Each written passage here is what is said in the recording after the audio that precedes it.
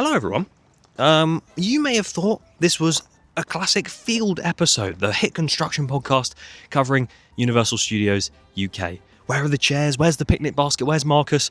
Well, we recorded an entire episode right behind me, but the audio, as much as it normally sounds so crisp and clear, sounded like this. Hello, and welcome to the Field. And I can't lie, even though I said the words myself, I didn't know what I was saying when I watched it back.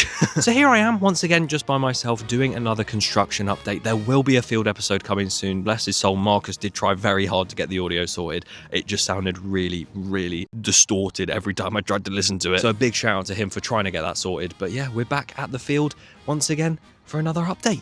And there is quite a lot going on. So make sure you watch till the end and subscribe so you don't miss that Field episode, because there's so much more than what is just going on site that we need to talk about.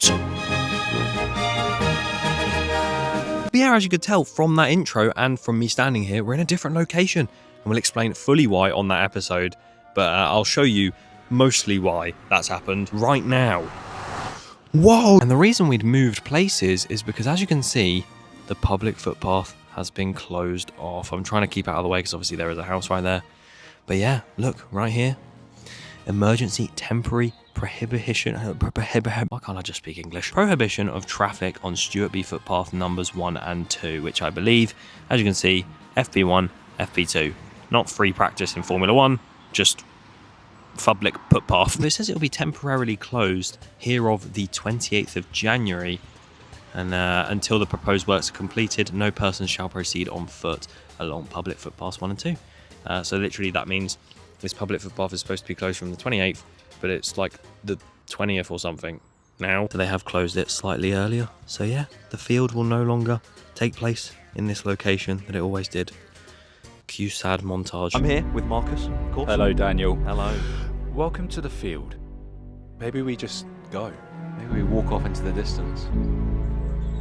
God, that made me feel like the Field was ending. And yeah, you used to walk down that very muddy footpath to the left of that bush and then go down there. You can see the fences. Behind there was the public footpath, and now, oh, we're very zoomed in. Emergency notice. Yeah, it's all closed off. And there are some vans here for the people that are working at this end of the site. But yes, I'm going to leave now, because what's the point in staying somewhere where it's closed off and I can't get into? Oh God, at least it's less muddy than the Field. What is this? It's like if you ever walked to Monk's Walk, there was really weird ways to get the view of Thorpe Park, and it feels like I am here right now. We did it. But I don't know if you can hear that. The train. Give the microphone to the train. Don't know if you can hear that at all. And with the train now gone, you can see I'm walking on yet another footpath, this time next to the Field, because now that's closed off, as you've already seen in this video. This is the only way you can actually get a view into the Field from ground level. And yeah, it's a very grassy but also slightly muddy path, a lot better than the actual Field public footpath, I must say. And when we did come down here for the Field episode, when we filmed that, we did actually have a chat with one of the locals who literally runs the farm that I think was bought out by Universal, which is crazy. And they did mention that most people do walk their dogs down here. I think they thought we were being a bit invasive at first, but we're literally just looking at the Field. So if you are coming down this way, just remember to be mindful of the farm next door, and that Universal could literally shut it off any minute now. Let's go check out what's going on. As you can see, caution, heavy traffic crossing footpath. God, there's so much traffic, isn't there? Oh, let's go. And now you can see off in the distance, the train, followed by the lake, which is then followed by me walking over the gravel over towards the Field. We're going to stay behind what I can assume that sign says private property, keep out.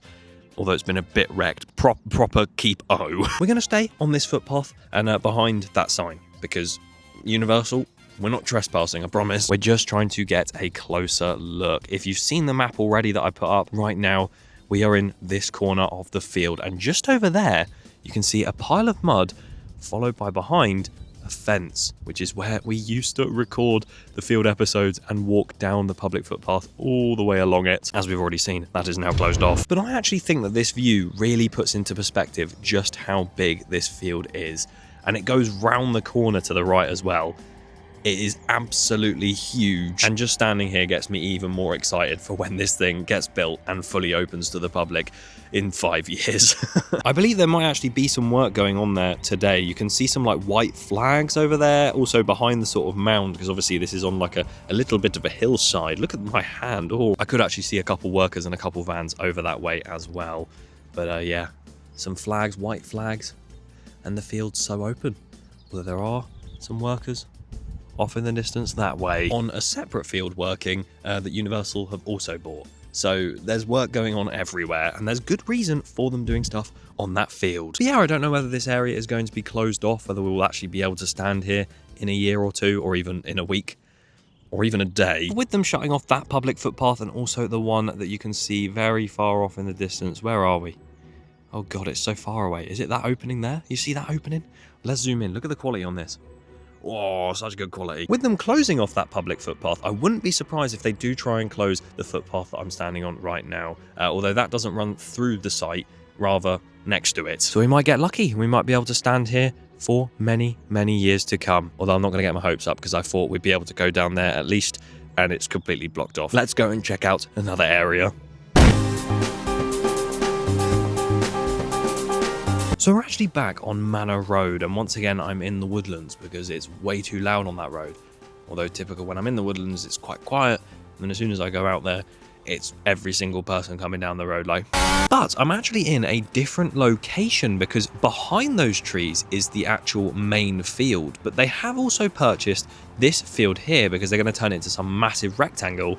And as you can see right there off in the distance, they've actually made some sort of like fenced off area in this field that stretches quite far, and I believe that could be some sort of compound for where they're going to hold a lot of like the building materials and stuff when they actually want to start building. I mean, obviously they have the brickwork side, but if you're going to start ground clearance or grading or anything like that, you're not going to just keep the machinery over at the brickwork side and then have to lug it across the road into this field. You're going to have to keep it somewhere on the field so you can easily access the field and start that work pretty quickly. So I imagine that fenced off area might become where we start to see everything delivered into, because there is already a section behind that tree line, there's so many tree lines here, that you can actually start to see being fenced off as well. That will be the exact location where they will be bringing those things from the brickwork / lake zone down Manor Road into that field, because that opening of the site has now been completed, with an entrance to that site being very similar to the ones we've already seen across their various other sites, and even loads of temporary road surface padding that has gone down on top of the field so cars or machines that are coming in